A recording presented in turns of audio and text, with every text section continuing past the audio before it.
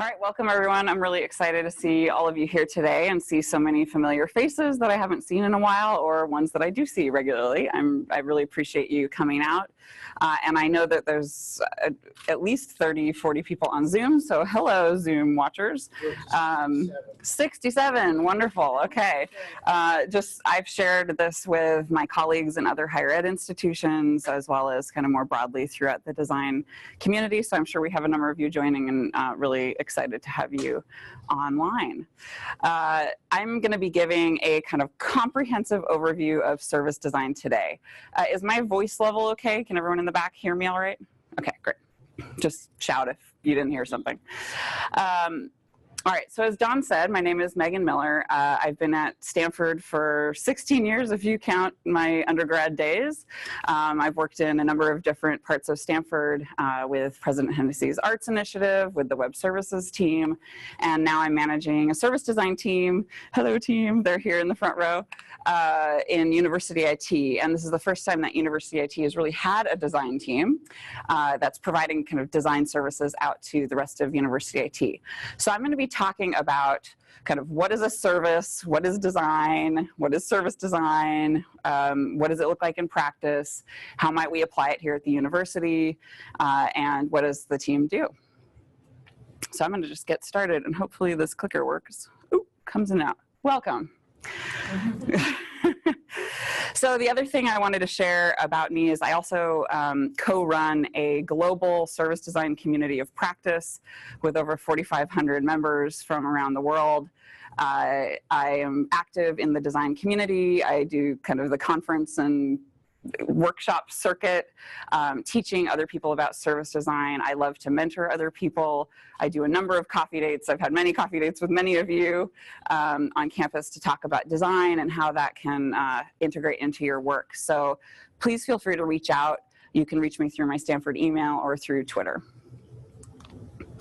All right, so as I mentioned today, I'm going to cover what is a service, what is design, what is service design, how to think in terms of services about what we do at the university, how to apply service design. We'll go through a hypothetical example together, and then a bit about the team and some short, quick case studies of work that we've done in the past year and a half, and then some resources at the end. So I'm going to dive in. All right, first thing, what is a service? We talk a lot about services in University IT because all of what we do is provide information technology services. But when we're thinking about the bigger picture context of a university, really truly a university setting is a service setting. We're providing education as a service, libraries as a service, administration as a service. We're all kind of serving each other and serving the greater mission of Stanford. So I want to really break this down because a lot of us are comfortable with the concept of a product, for example. We're comfortable thinking about an app or a system or a tool, and we don't necessarily make that leap to thinking about a service. So I want to help you today think about how to reframe what you do here at the university or wherever you're at if you're watching on Zoom as providing a service. So this is a kind of textbook definition of what a service is, but I think it's worth really breaking it down. So a service is a means of delivering value to your clients by facilitating the outcomes that they want to achieve without the ownership of specific costs and risks. Okay, I know this is like a dry textbook example, so let's dig into it with some real examples here. When you think about services, maybe some of the obvious things to pop into your mind are like hotels, restaurants, taxis, delivery services, dry cleaning, banking, hospitals. Those are pretty obvious service examples in our day-to-day lives. But we also have libraries, government, police, fire stations, parks, nonprofit, schools, gyms. These are all services as well. And if you want to get even a little more abstract, you can think about public improvement projects as a service being done for the community, or communities as a service, community organizing as a service, infrastructure as a service, transportation as a service, definitely healthcare. bike schemes, insurance, right? The list goes on and on and on. And nowadays, you'll see, I think it's something like 80% of the GDP is services. So we really have transitioned in our economy to a service-based economy. And I think that just makes sense with where we're at technologically and the evolution of all of these industries. So let's think about that definition. So if we take a restaurant example, let's say we're all going to go out to the Palo Alto Creamery for a dinner with our family.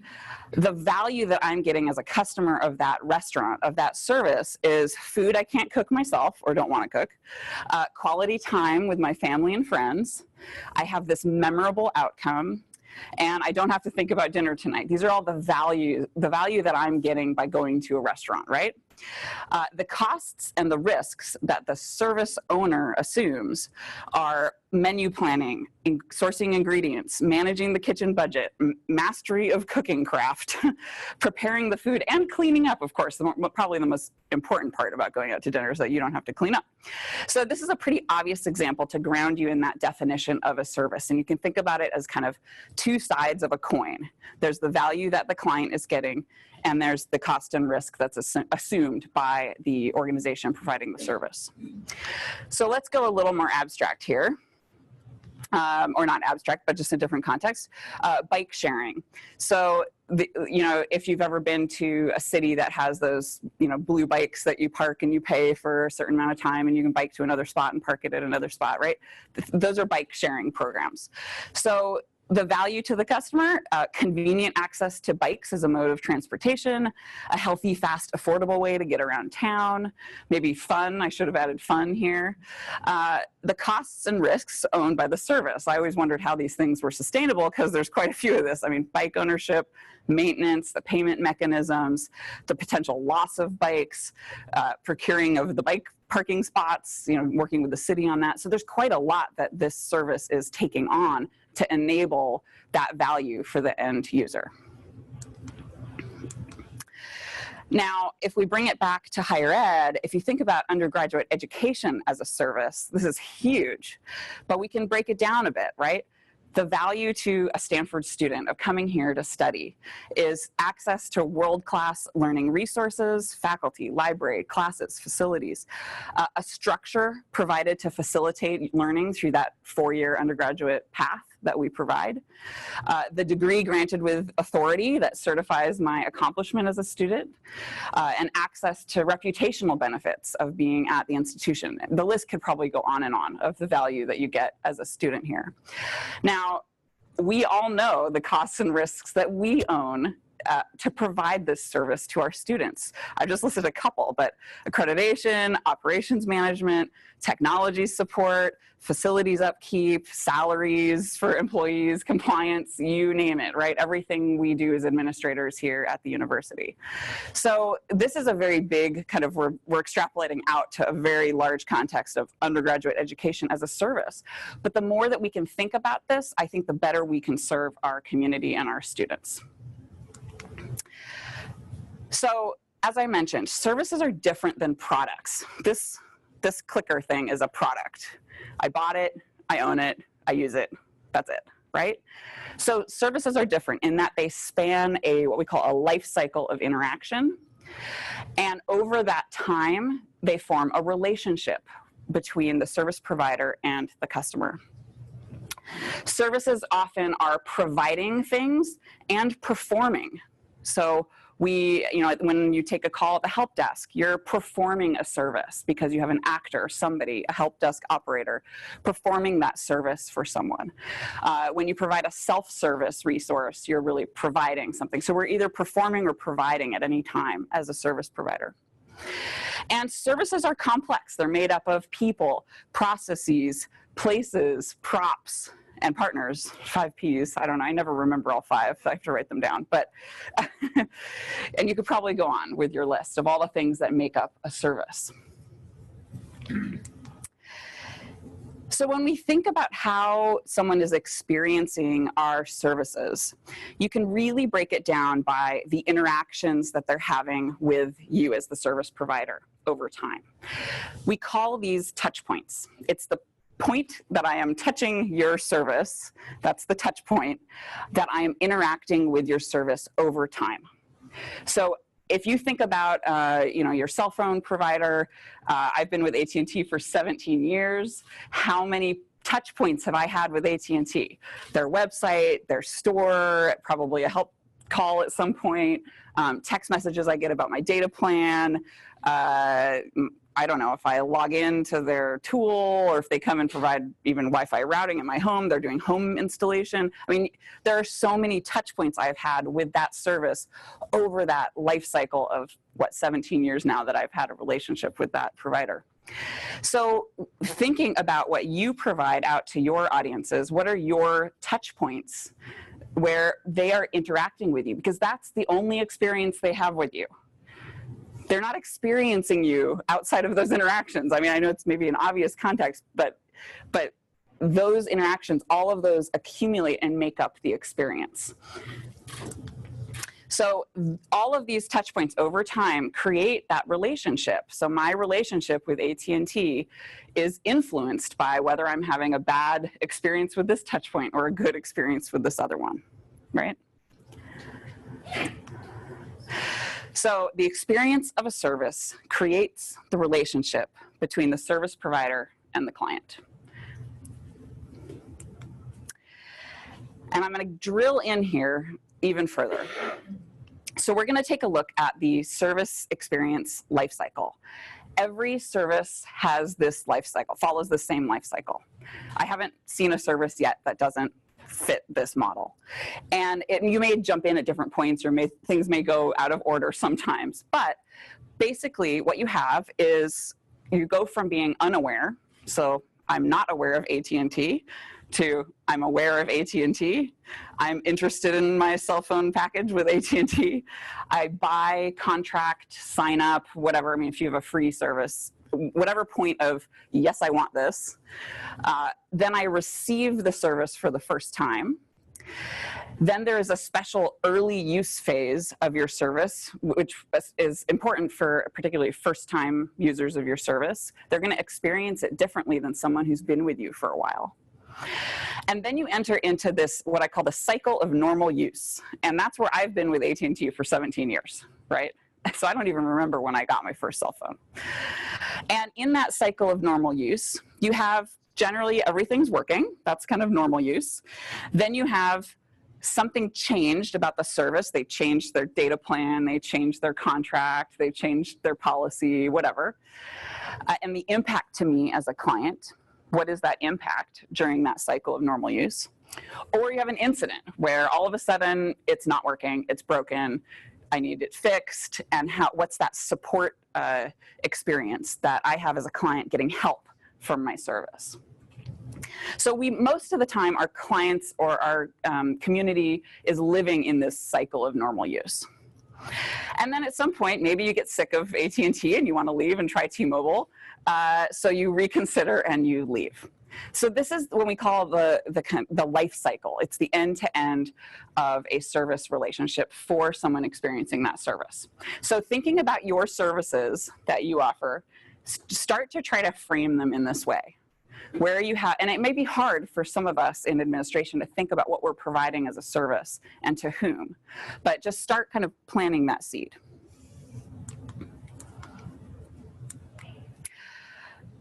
So you can really boil this down, and we do this often in our workshops just to make it simpler to kind of grok. You can boil this down to before, begin, during, and after. Those are 4 phases of the life cycle. If that's easier for you to think of in that way, that's fine. That's just a simpler way to think about it. And this is really the customer or the client's experience. We call this the front stage. So I'm starting to introduce a metaphor here. I'm going to do a couple slides to build this up. So we call this the front stage of your service experience. If you think about theater, this is the what's on stage, what does the audience see? The audience being the customer.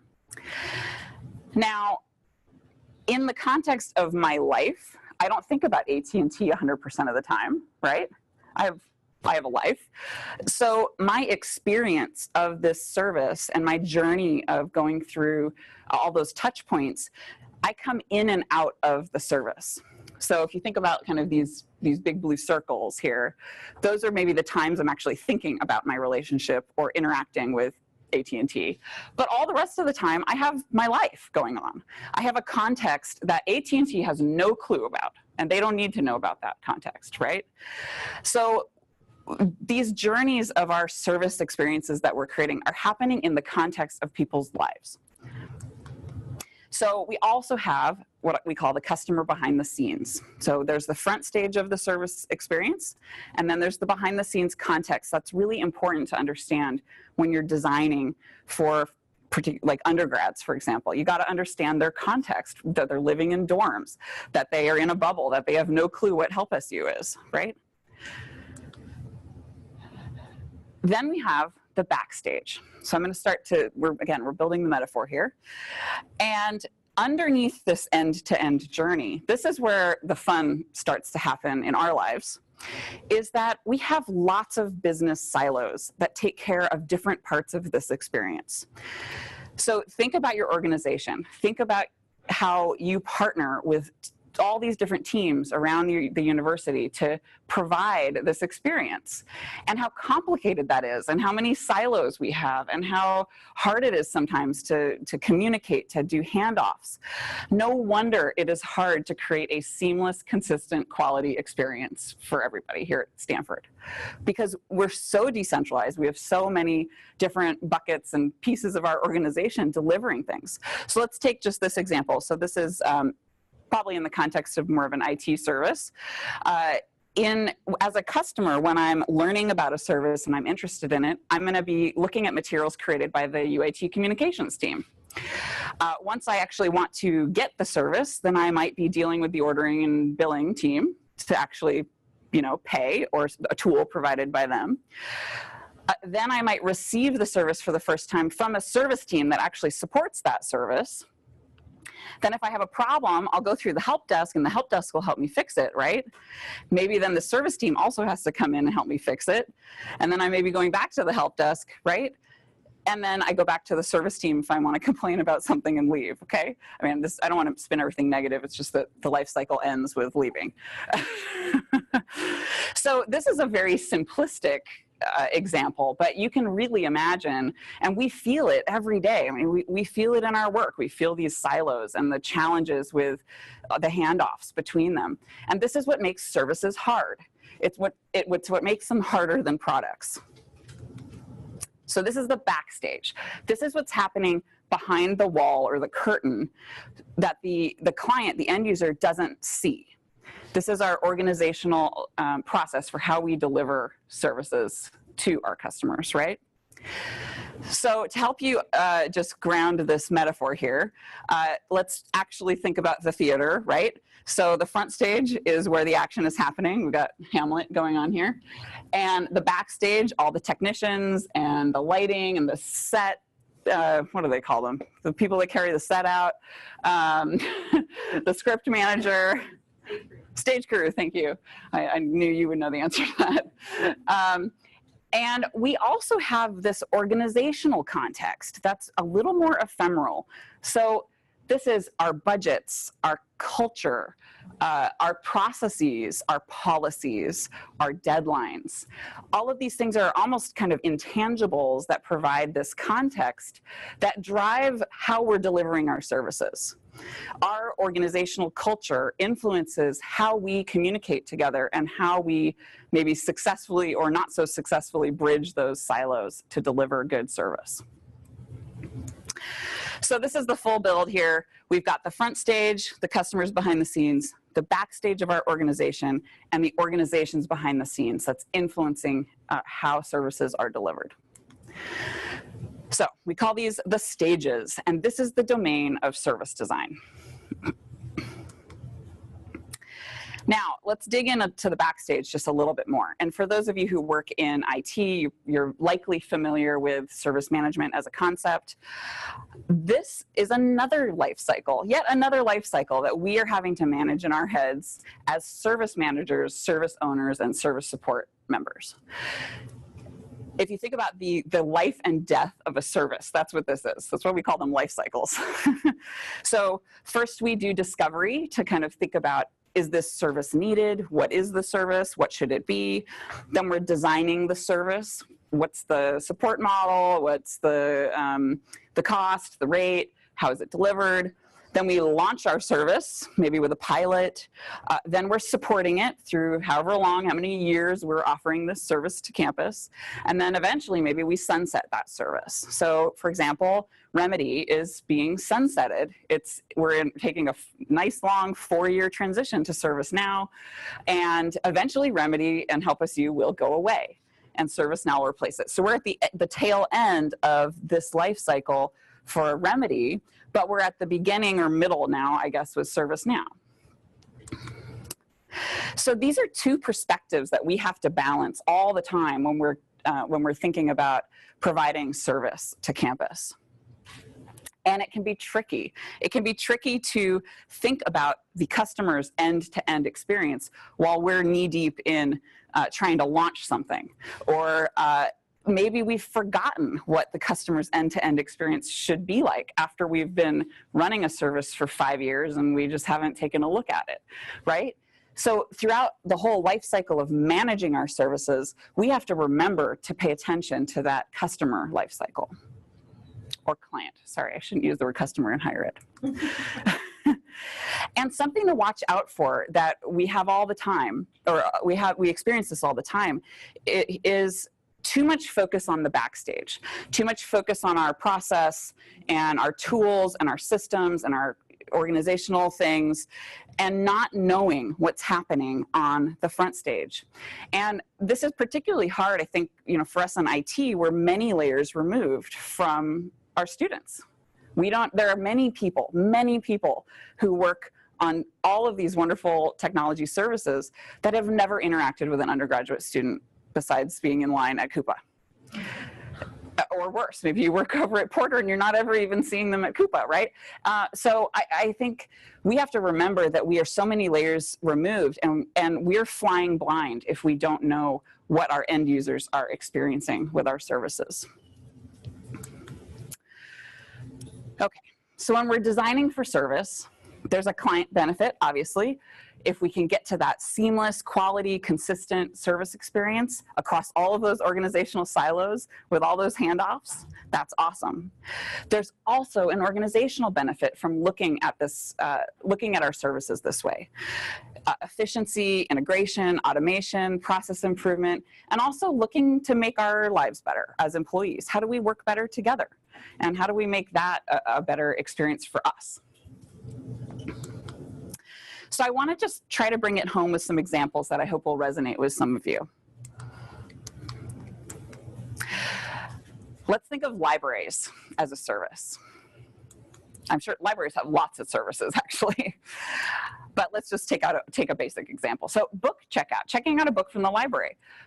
Providing books to students is a service that a library does. I mean, very simple, right? So we're serving students, faculty, community members. Maybe the touch points across this journey for a library book checkout experience would be SearchWorks, the book checkout station. Apologies for not knowing all the names, library folks in the room, for what you call these things. Computer stations, the clusters at the library, or browsing the library stacks. All of these things are touch points that I would have as a student going to check out a book. The value for me as a student is having access to that hard to find content. And the library helps surface that content for me and helps me get that quickly.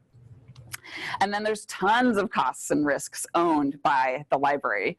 Acquisition, systems maintenance, cataloging, archiving, you name it.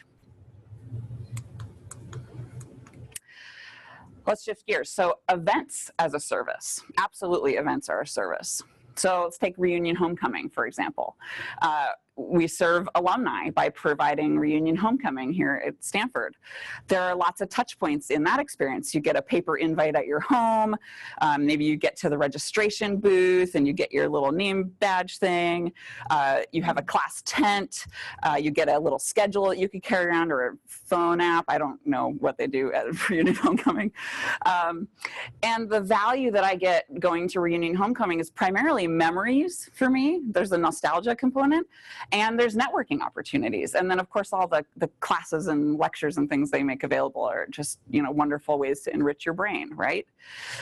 Tons of costs and risks associated with event production, right? Liability insurance, food services, waste disposal, event production. If any of you have done event production, this list goes on and on.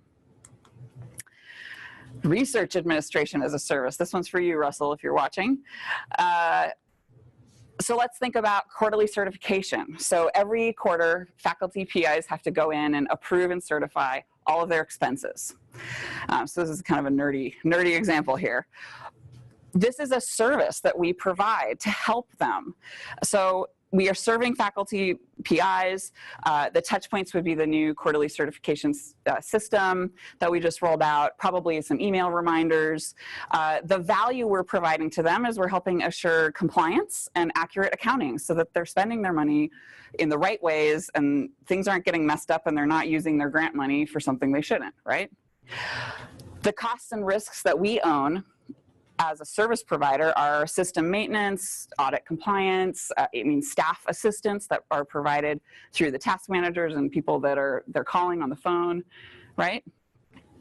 So even things that maybe we don't think of as a service, they really are a service if we can reframe them.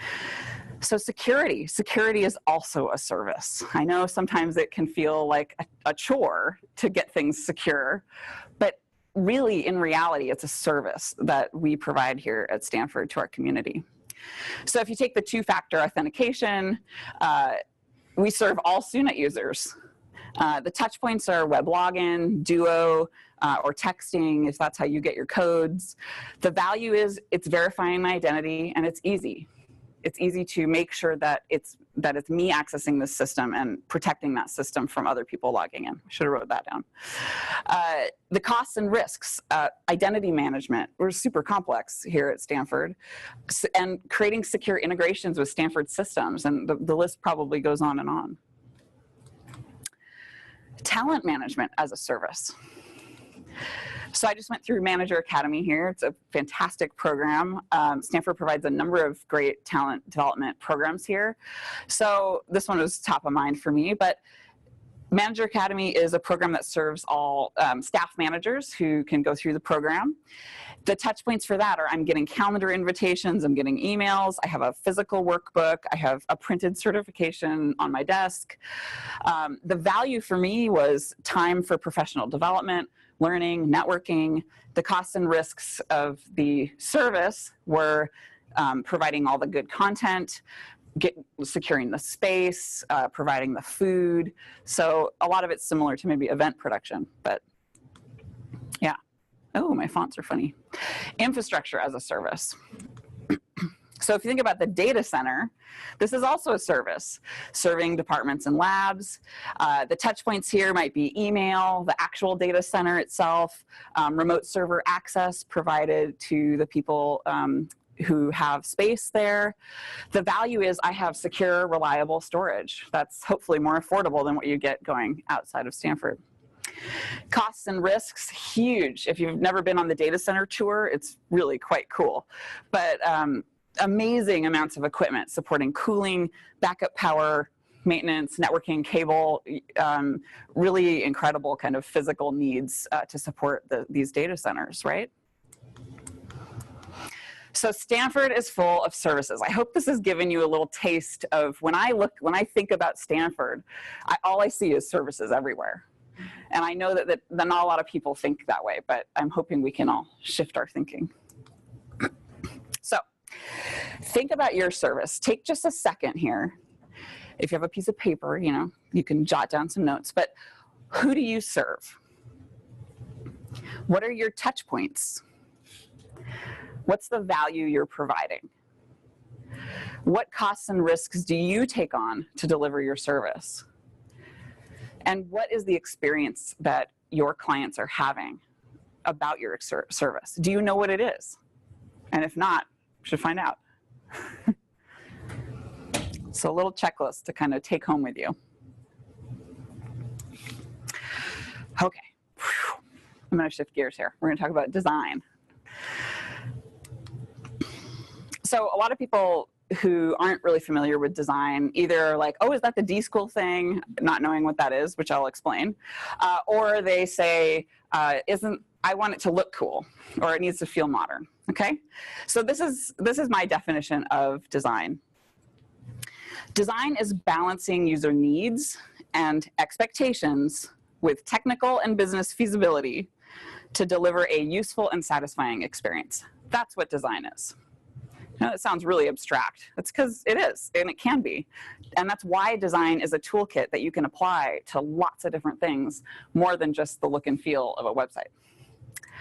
So design is not style, though style is a component of design and absolutely matters when you're talking about the experience of a tool, a system, a touch point. Design really looks like a process and a set of principles that you follow. And the primary principle here is being human-centered. So you might have heard me or other people talk about human-centered design a lot, or HCD. And I know this can get lumped into the design thinking kind of buzzword category, but I want you to take that home more than design thinking. Human-centered. How can we be human-centered? Human-centered design is about people, their pain points, their needs, and creating solutions that are tailored to meet those needs. That's all it is. So it's really just a focus on the people. And I know it feels like we're always focusing on the people. We're always serving our end users. But often we get stuck in our silos and we don't validate our assumptions that we're making about the people we're serving. So talked about a little bit about the human-centered design as kind of a principle. Let's look at design thinking as a process. So if you've ever been to the D-School or kind of looked up any D-School things, this is the D-School's 5-step design thinking process. First step is empathize.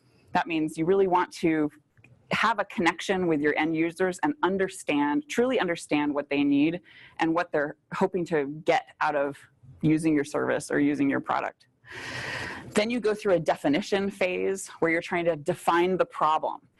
And sometimes when you talk to an end user, they'll say one thing, but they don't actually know what they want. They'll say, oh, I really want that button to be red, when the problem is something different. Like maybe they actually need 2 different buttons and they just want that one red because they keep getting confused by the interface, right? So sometimes end users will say they want something, but you need to dig a little deeper to understand what the problem is, that's the root cause of what they're complaining about. So this is what happens in the definition phase, where we're really redefining the problem, reframing it. Once you have targeted the problem you're trying to solve for your end users, you go through an ideation phase. So this is coming up with lots of ideas, and ideally involving those end users in ideation. Now, it's great to come up with ideas, and we do this all the time, but if you just choose one out of a hat because it maps to your budget and your timeline and your resources, are you really choosing the best solution? So the best way to figure out which solution to move forward with is to prototype it and test it with real people. That way you're validating your assumptions and not sinking a ton of time and effort and money into developing something that will basically not land with your users. So this is kind of the tail end of this design thinking process, is come up with ideas, prototype them with paper or cardboard, pipe cleaners, whatever, and test it with a real user before you move forward. So this is really what the D-School has pioneered. And throughout this process, there are a number of principles in play, involving the user perspective in all phases. So don't go off of assumptions, right? Define the problem based on data from real people, real users. Generate lots of potential solutions, get creative, and test those solutions using prototypes. And this is an iterative process. They really shouldn't have put it in this like linear hex thing. They really should have put it in a circle. So these are the principles of design thinking that I believe we can all adopt into our work. We don't have to be designers to adopt this. But it is hard. This is culture change. This is not easy. And it's not easy to do at an institutional level. Because really what we're talking about with design thinking is being human-centered and being agile. How many teams are struggling to adopt agile? Okay, way to go for being honest. So if you've ever been in a team trying to adopt agile, it takes a long time. It's hard. It is not easy. And to sustain that kind of change, especially in a culture like we have here at the university that's so waterfall driven, just because of the nature of our decentralization and how budgets work and et cetera, right? Being agile is tough. Being iterative is tough. Being human-centered is also tough. Like I said, we're many degrees and layers removed from the people we serve. Our team is conducting a huge user research project right now where we're talking to undergrads, grads, postdocs, faculty, and staff from all 7 schools and organizations at the university. It took us 2 months to line up leads for all of those audiences. And we've only got 11 faculty that responded from 2 schools. Even though this is a very high visibility, important project, and we've tried so hard. We have so many layers removed. We can't just walk down the hall and ask someone we know what their experience is. So being human-centered is hard, and being agile is hard. But that's what we're talking about when we talk about design. All right, we've talked about design, we've talked about services. Let's put it all together. Service design. Service design is applying design thinking to services. That's it. We're just creating a sandwich here. Before I go any further, I just want to clarify the difference between service design and user experience design, because this does come up a lot. Service design designs across the many touch points and across that relationship. So you're dealing with all of those business silos and the processes, the culture, the challenges there, and all of the complex touch points that might be everything from a printed flyer to a digital sign to an email to a text message. User experience, this is just the way the field has evolved. I mean, I don't necessarily agree with the way the term user experience has been kind of codified in design world, but user experience is at the touch point level. Usually, if you're hiring a user experience designer, typically they're designing interfaces for an app, a module, a feature, a system, a product. So that's really just the way it is now. This is how we think about user experience designs at a touch point level. And these 2 things are absolutely necessary. You can't just have one. If you're designing a great service experience, but you don't have any user experience designers to help you make all the touch points accessible, usable, modern, feel great to use, well, your service experience is going to suck. So you need both. Well, and Megan, would you have different kinds of designers for the touch point? You might have a graphic designer. Absolutely. Let's go about a UX designer for a web interface, right? You're ahead of the game. So the question was, wouldn't you have different kinds of design specialties or types of people working on these touch points? Absolutely. And particularly, Julie's from the communications team. Absolutely. Communications design is a big piece of this. A lot of these touch points are really communication touch points. So yes, you'll have different specialties, different skill sets you'll need to design across these things. Graphic design, user experience design, interface design, information architecture, content strategy, communications, marketing. So yes, it takes a village. So we need to design for the relationship. And designing for this relationship between the service provider and the customer or the client is tough. You want to define this desired client experience that we want people to have, but we have to balance that with how can we deliver that experience? What are our resources? What's our budget? What's our time frame? what are our technical limitations, right? There's a balance here and a tension that's inherent in service design that makes it really tough. So service design is a different kind of design. It's not just the touch points. It's really about partnering to create this sustainable service delivery to enable those great experiences. So we're often dealing, as service designers, we're often dealing with processes, systems, policies, support models, business models, roles, metrics, communications, branding, and more, just like you mentioned, Julie. So it's a different kind of work. And in a way, as service designers, we really become facilitators. And we bring those silos together and help facilitate them working towards a better experience for the end user. So let me talk about what it looks like to be doing service design. We, as service designers, are conducting user research often to inform service strategy or improvements that are going to be made to the service. This is helping people really understand what that current experience is so that we're not flying blind and just making decisions in our kind of bubble. We are often designing new or improved end-to-end experiences, so helping teams construct what that relationship should look like over time. Then drilling down into helping design touch points for that experience. So often wearing lots of hats and sitting there with wireframes and really mocking up what are those particular touch points. Then we hopefully test and iterate on those designs, partnering with the service team and involving end clients.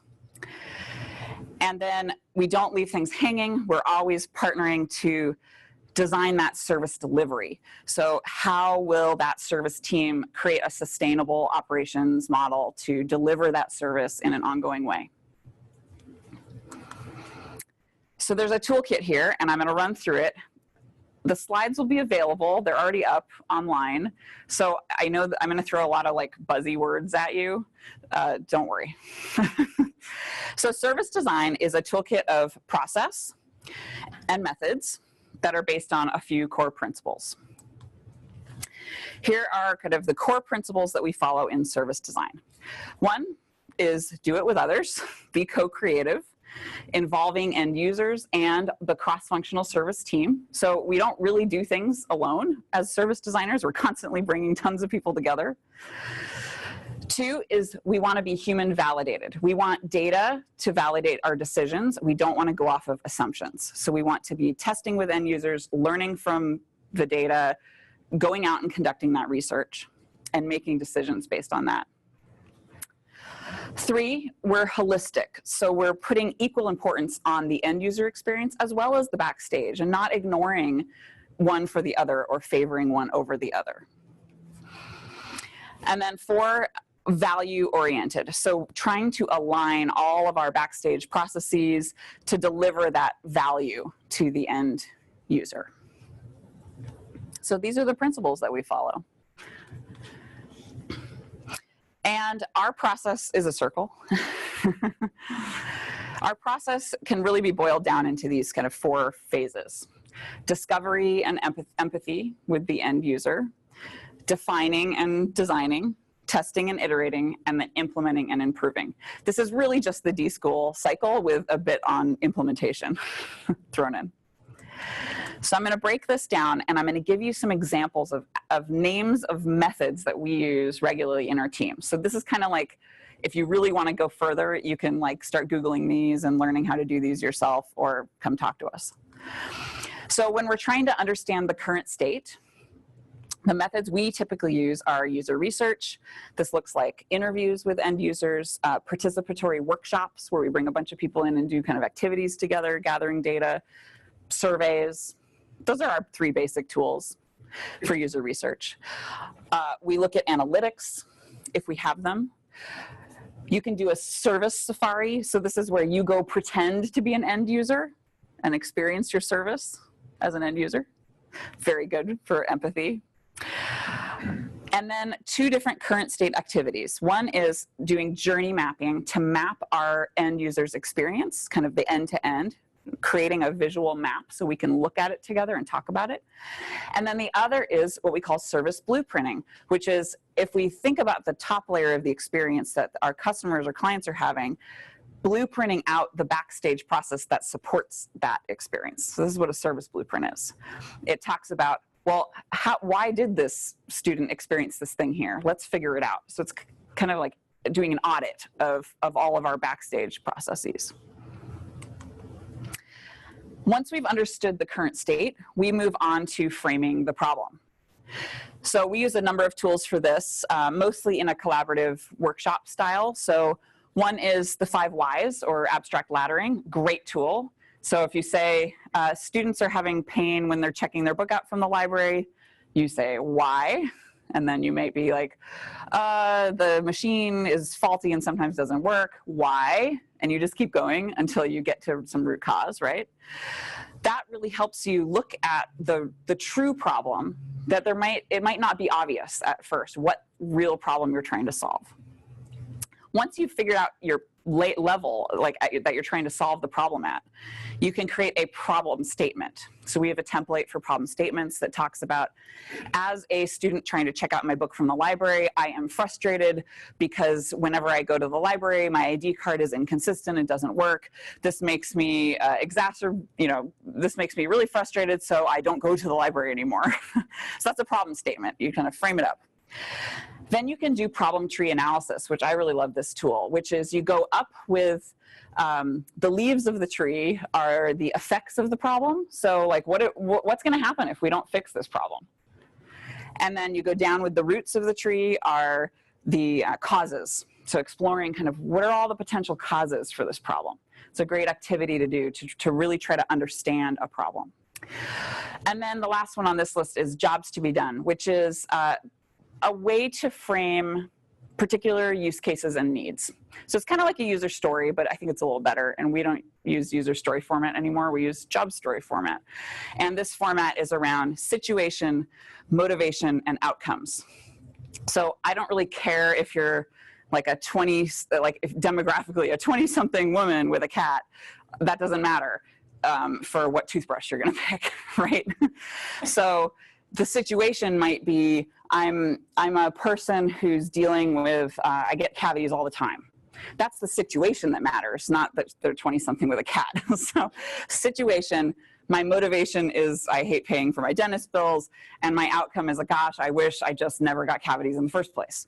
So if you frame up your the needs of your users in this jobs to be done format, that can help really drive moving forward in the design process. So if I have my problem framed up correctly, we can move on to imagining the future. We use a tool called How Might We to do brainstorming, and you can craft a number of how might we statements for your team to get them to think creatively and generate lots of ideas. So how might we invent a toothbrush that fixes cavities? That was a really bad one. But so you create a how might we statement. You go through ideation with ideally a cross-functional team, or you're bringing in your end users and you're making them generate ideas. So lean on your audience to help you here. We also use storyboarding a lot. So painting an actual picture of the ideal experience, kind of drawing it out. And then we can go back to our journey mapping and our blueprinting tools, but looking ahead to the future. I'm going to draw this journey, this ideal journey that we want to have happen, and then I'm going to blueprint out how we might get there as an organization. How are we going to deliver that journey? Then we move into prototyping and testing. Creating low fidelity prototypes looks like, paper, cardboard, Sharpies. If you have actual interactions you want to prototype, you can have actors. You can have someone sitting there pretending to be the help desk and walk up to them and talk. I mean, you can simulate services. So service simulation, desktop walkthrough is great for more physical services. Like if you're going to reinvent the ID card office, you could build a miniature model of the ID card office and Tressitor, and you can actually have people come and pretend so that's what a desktop walkthrough is. And then you design user testing for all of those prototypes. How are we going to test our assumptions through this prototype? Then we partner to implement. So we're helping design the touch points. We're working on maybe process design with teams. We're performing a usability QA during development, making sure that we're partnering, continuing to partner to make sure that experience gets created. And lastly, measure and assess. This is hard for a lot of us, and I don't think any of us has figured it out. I mean, we're definitely in, everyone struggles with this. I'll just put it that way. So you can use methods like defining key performance indicators and net promoter score, satisfaction surveys, usability testing, service assessment. You kind of have to design the ways you're going to measure whether your service is delivering that value to the end users. So this is an iterative process, and there's a lot going on here. All right, I want to let you ruminate on some of this. So thinking in services. Making this transition to thinking in services is hard for some of us. So here's some prompts to think about. What is your service ecosystem? What do you offer? You probably just don't just offer one thing. You have an ecosystem of offerings. And how are you thinking strategically across that? I mean, for UAT, we have 450 plus services. It's insane. With your services, what needs are you serving? These are not just tools. You're not just throwing a tool at someone, you're providing a service. So what's the true need that you're serving? What are your key use cases that your clients need from you? When we think about Zoom as an offering, a service offering, the needs that we're serving are really, it's complex. We're serving a need for virtual meetings, remote collaboration. It's paired with all these other needs for shared files, real-time editing. That context of I want to be remote and then collaborate with others is complicated, and there's multiple service offerings that then support that need. What are your service principles? What can your organization align on and agree to as your base principles? And then how do you design metrics to see if you're actually delivering on those principles the way that you are hoping? And then I guess lastly, but most importantly maybe, is what is the experience? Do you even know? I don't even understand what you mean by principles. Yeah. Sorry. So principles are kind of like quality standards. Okay. And you'll need to define those for your team. So some of them can be fuzzy. Yeah, it really depends. Yeah. So these are just the accountability, reliability, quality. Ideally, you'd have like a sentence around that, so it's not just a word. But we want to be 99% reliable. We have a principle in our team of individual accountability. If someone randomly contacts one of us on the team, we follow our principle of being individually accountable, and we don't just hand them off to someone else. Those are some examples of service principles. So yeah, and how can we improve that experience? All right, applying service design. So in practice, let's take our library example, and I'm going to walk you through how our team approaches a project. All right, so back to our book checkout experience. If we take this service design process and apply it here, here's what our team would typically do to address this if this got put on our plate as a project. First thing we would do is try to understand the journey. We would probably go out and talk to students about their library experience through interviews, or maybe we'd have them make some journey maps with us.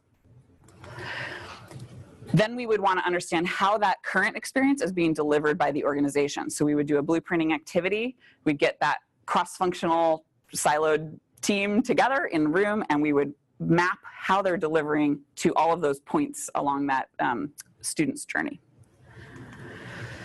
Then we would do a problem framing activity, creating some problem statements, and typically do a prioritization exercise on those problems. So let's identify the real problems we want to focus on. Then we would come up with solutions. We'd do kind of an ideation brainstorming session. We might involve that cross-functional team and students, bring them in, have them brainstorm, and maybe create some storyboards.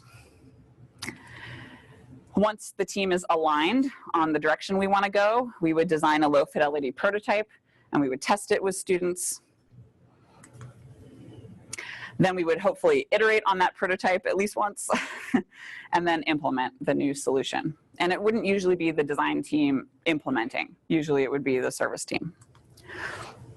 And then we would probably partner with that service team to think about, well, now that you have this new experience, how are you going to measure it? Because we often have basic analytics in place, but we don't have experience metrics in place. So that's kind of just an example of how to apply this process. All right. Just to close up, I want to give some real examples, because these were all hypotheticals, of what our team has been doing in University IT. So this is us. We got Sarah and Megan and Joanne on the team. And our mission really is to design and facilitate quality service experiences across the whole University IT portfolio. And it's twofold. We also want to build that design capability across the organization. The team began in fall of 2015 when I kind of created the role, and then the team formed in 2016. So we have 2 service designers, and Megan is a senior UX designer, right now 100% on ServiceNow, but also consulting on some of the other things, helping us out. And we sit in the service management office in shared services in University IT, for those of you who care.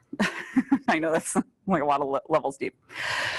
Our team serves University IT. It's an internal resource. So right now, I'm sorry if you're outside of UIT, you can partner with us if it's a project that involves UIT. And what we do, like I said, we do client insights. We provide client insights to service teams. We create design concepts. We do concept validation. We do implementation partnership. And we do training and facilitation for UAT service teams. So I'll just give you a little snapshot of some of our projects. The one right now, the big one we're doing is we're doing this huge user research project for the Campus IT plan. The goal is to learn about the IT experience and needs across the university to inform campus-wide planning for IT across all units, IT units. We're doing participatory research, workshops. We're doing one-on-one interviews for that. And we'll deliver a big report that anyone at Stanford can access in a couple months. Client certificates. This is a, like, imagine a world where you don't ever have to type your SUNET password. That's what this is. So the goal is to design that end-to-end experience for this new service that's being offered out, coming very soon in a soft launch. What we've done with this is first we identified use cases. We did service blueprinting with the team to look at that end-to-end. For the future, what do we want? We've done touchpoint mapping, where we're kind of looking at the task flows across all the touch points. And then we're conducting usability QA as these touch points are getting built. And then once the soft launch with the first version of this comes out, we're going to be doing user testing. Video conferencing panel design. So we're working on redesigning all the Cisco panels in all the rooms. Hurrah. I'm excited about this. To improve the scheduling and the room AV experience, make it easier for people to use. So this is another great project where we started with a survey for current BlueJeans users at the time, I think. No, I'm sorry, Zoom users. It was already with Zoom. We've done rapid prototyping and testing using paper prototypes. We're in the middle of UI design and testing. User testing will be next, and then we'll be partnering with the team to implement. We're already partnering. Yeah, Lori. This seems like an instance, because I've heard about this, where somebody else, it seems like somebody else should have already done this. Yeah, you'd think. Lori's thinking, somebody else should have already done this. Yeah, I'll just leave it there. ServiceNow, the new services portal. This is huge. Our goal is to design a user-friendly services portal for ServiceNow. We've done a ton of stuff over the last 2 years on this, everything from information architecture to wireframes, rapid prototyping, user testing, taxonomy testing, implementation partnership. This is kind of a daily thing, just kind of. Zoom selection, our team was heavily involved in the selection of Zoom as a tool to replace BlueJeans. Our whole goal was to basically figure out which tool is best for campus. We did, this is a 4-month project, it was kind of major. We did a functional evaluation of tools. We did a user experience survey of the BlueJeans users at the time. We did field testing and diary studies with, I think, 5 or 6 teams across the university with 3 different tools. We did lab testing, and then we did analysis and a recommendation. IT of the future and supporting remote work. This was an interesting project with Office of Research Administration, where we were trying to understand the barriers to becoming a more remote workforce and also identify an IT support model to support a more remote workforce. So this looked like some one-on-one interviews with staff, as well as an interactive workshop to kind of imagine future needs. Quality service training for Operator Services Center. These guys serve the hospital. They're handling incredible high stress calls every day. I can't even imagine what that's like. So we wanted to help them identify quality service principles and refine their kind of best practices for how they operate. So we did hands-on small interactive workshops for all of the operators in the center. And the last example here is cloud collaboration and storage. We've actually done 2 of these projects, one in 2016 and one in 2017, to look at Box Drive and OneDrive, how they're being used on campus, inform service improvement opportunities, as well as how we as UIT recommend use of those tools to support different kinds of work. And this was all one-on-one interviews.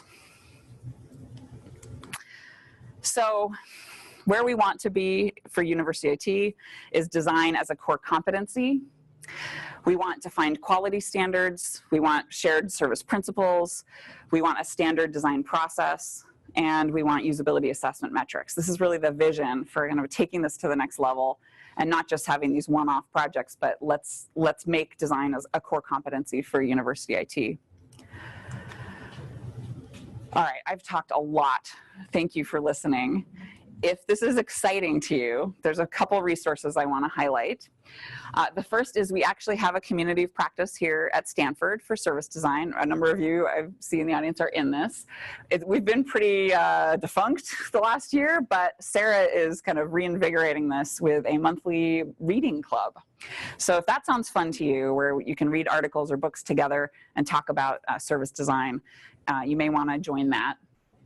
There's the Global Service Design Community of Practice that I run. If you want to really dive in, you can join the 4,500 other people around the world who are sharing articles, events, all sorts of stuff every day. And then the community has collected a number of good introductory resources that you can check out at this 101 page. So if you want to dive in further, those are some places to start. And then just a plug for the reading club. March 21st is the first one, but Sarah's got the room booked monthly, and I think you'll be picking articles or books to focus on in the coming months. So every 3rd Wednesday at lunchtime, and there's going to be a Zoom too. So you can join via Zoom and chat about service design and learn together. So I'm going to stop talking.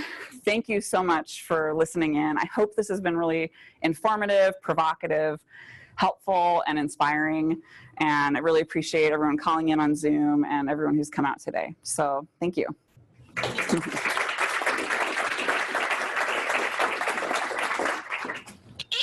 Any questions? Yeah. So we recently actually finished up the Evolve Financial Reporting Department. Yeah. That was kind of 5 years. And applied quite a few of these principles to that firm. My question here was, we still ran into and continue to run into a situation where you have almost competing services with the schools and departments, and they're able to provide that service, at least on the surface, at a much faster rate. Yeah. And including doing all of these things much faster, right? Because it's at at a local unit rather than at a university-wide unit. And so I guess I have two questions there. One is, what advice do you have in that space when we're working with folks in those units to try and really push them towards a university-wide solution? I guess that would be my first question. And then my second question is, are you incorporating that into any of these processes, which is going out and looking at the solutions that they have, the touch points that they have locally, and designing it into what we do? Yeah. Okay, so the question is around when you have a central system and process that you're offering that seems to be competing with locally offered solutions and services. Am I getting that right? Okay. And then kind of how do you work with that context? And I guess, and your second question was kind of tied into that. So I think one thing to, the second question was, are we doing balancing any of that in any of our projects?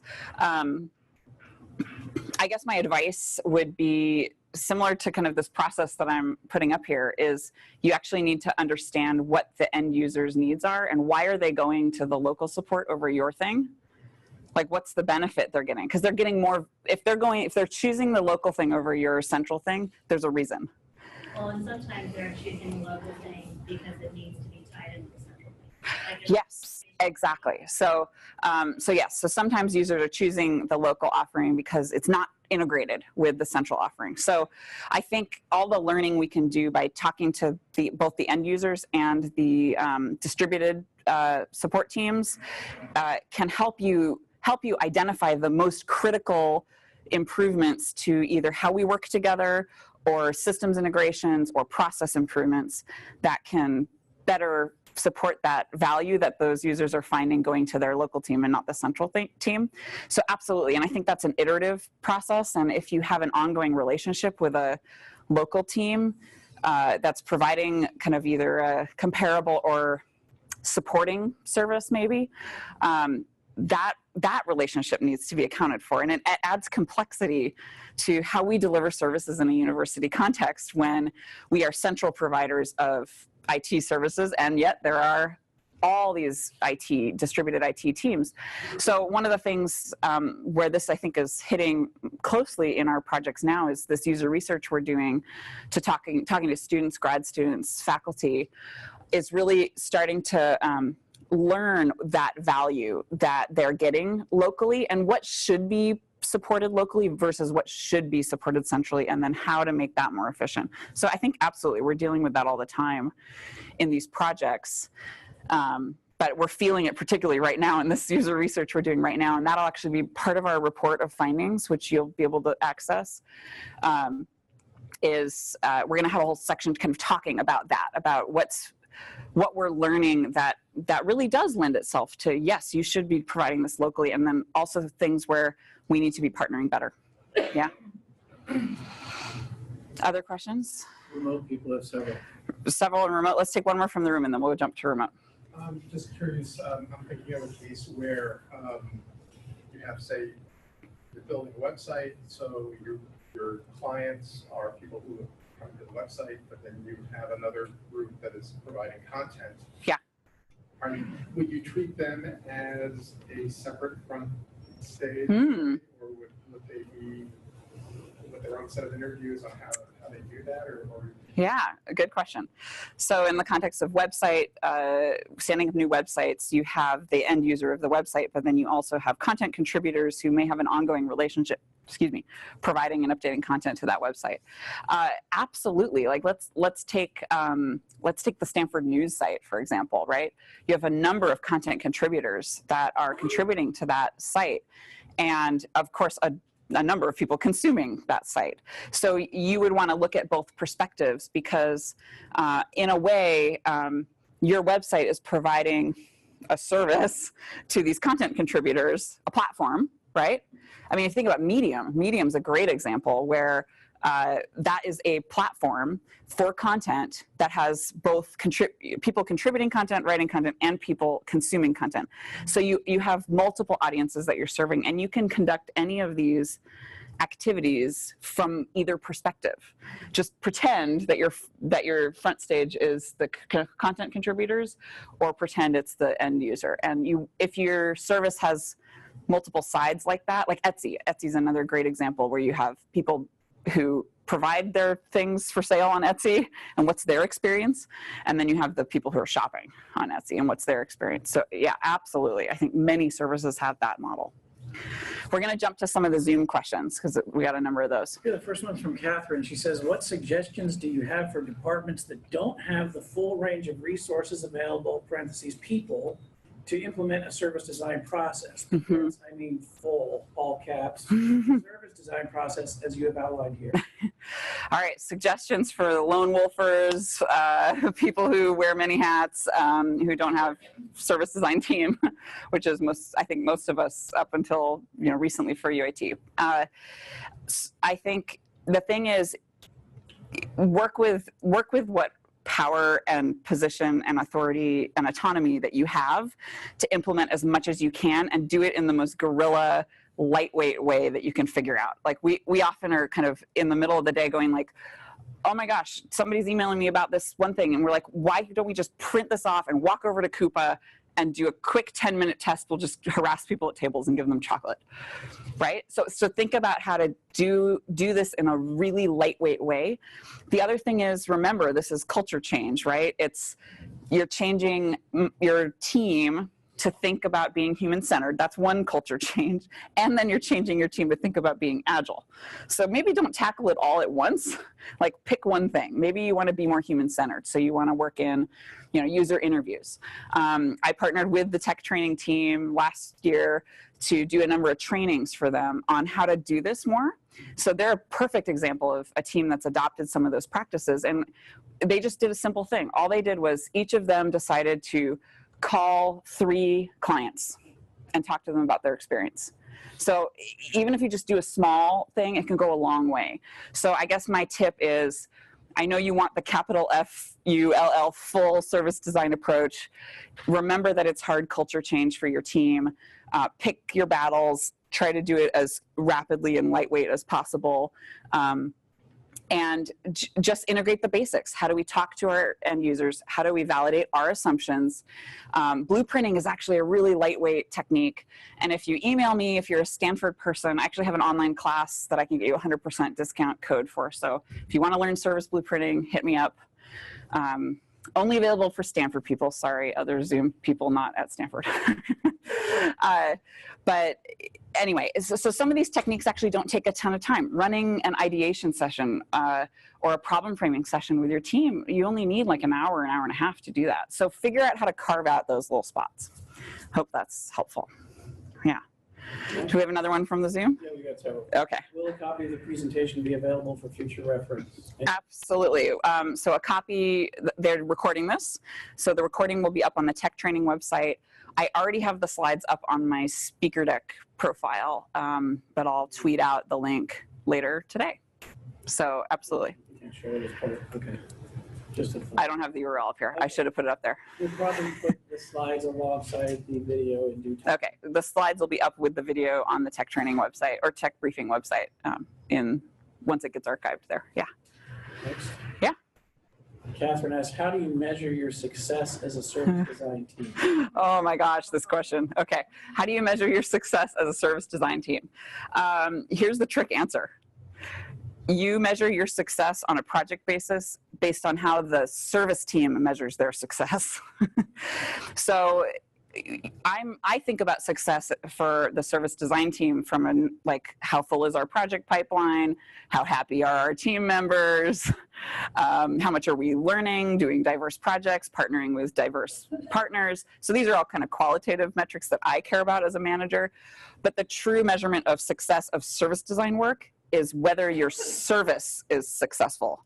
That's why you have to define service metrics that are unique to that service with the service team. So it's hard because you don't own those metrics. The service owner owns those metrics. And you got to work with them to put those metrics in place. So that's the trick answer. Yeah. That's it. Anyone else? Any other questions before we wrap up? We're making the service team look good. We want to make the service team look good. Yep, what Joanne said. Yeah, Jello. Your personal experience with the ServiceNow introduction at Stanford, how it is working out for you? What's the process of actually analyzing feedback coming your way from the feedback? Because we had some sort of hiccups at the beginning when collecting feedback, and I wanted to know how you guys now handle it. The question is, for the ServiceNow project, how are we looking at user feedback and looking at our rollout? So our team is really focused on the portal experience for end users, right? Versus the fulfiller backend experience, although we've looked at that too a little bit. So we are in the middle of establishing some Google Analytics to help us look at that. With some cool stuff that I don't even know how it works. We do periodic user testing, so it's called task-based testing. So we go out with either a prototype or the real thing and test key tasks with end users. So that's one way that we as a team look at success of the portal experience. The other thing is we do get feedback coming in through the feedback widget on the portal that sometimes is about the portal and sometimes is about a particular service support experience. So we do try to tease that apart and look into things if there's feedback coming in and follow up with end users. There's also a number of enhancement requests coming in, which I think reflect gaps or things that are needed in the tool, and we look at those as well. So that's from the portal experience side. I can't speak too much to how the other service metrics are being handled in ServiceNow. Yeah.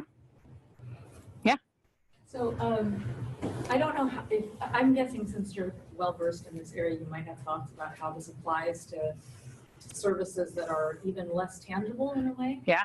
Than a product or even an experience, where you have a lot of control over how you can respond to the user needs. So I'm thinking in terms of contexts like advising or services or career education. Yeah. What would you say can be applied, or how might we apply some of this work when we're trying to facilitate the behavioral change of someone that might never come back to see us or might only interact with us, Yeah. the provider once? Or whom we're trying to actually facilitate lifelong learning. We don't even want them to Oh, yeah. we want them to develop. Good, how might we statement. So the question is for more intangible services like advising, lifelong learning, career development, things like that. How do you apply some of the service design approach to that? Honestly, I think it's the same thing I've already been talking about. So you need to understand the context of the journey that this person, your users, are on, and what needs your particular service is filling on their journey. So you need that bigger picture context. And then you might even discover that you can deliver even greater value than you were by reframing the bigger picture context for those learners or career development focused people. So again, it's talking to them. Maybe you have like a quick survey. If it's only a one-time interaction, maybe you use a quick survey at the end of that interaction to gauge whether they got out of it what you thought they would get out of it, what they were hoping to get out of it, what problem were they trying to solve. I mean, these are questions you can start to build in to your interactions with your clients and who you're serving. You can also ask them questions like, what other ways do you do career development? What other, services or events or whatever are part of your, what's there behind the scenes that you don't know about, right? To try to understand what problems can you fill. So again, once you've identified problems, you can do some more ideation around, well, what could we be doing to better satisfy that? So I think the toolkit definitely applies. And then mapping your delivery of what you do offer, just like we talked about. So yeah. Okay. I'm going to stick around for a few more minutes if people want to come up and chat. Again, thank you all you Zoom callers for watching, and thank you everybody for coming out to Turing and Jordan Quad to hang out with us for the afternoon. I really appreciate it. You may. Yeah. Thank you.